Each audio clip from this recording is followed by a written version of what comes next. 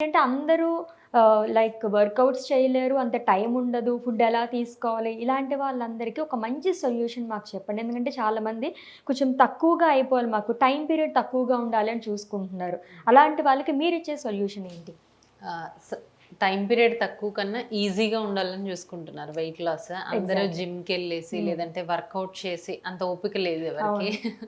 So మన దగ్గర ఏంటి అంటే హైదరాబాద్ మొత్తంలో మన దగ్గర ఫస్ట్ లాంచ్ అయిన machine infrared fat reduction chamber అనమాట ఇది. ఓకే.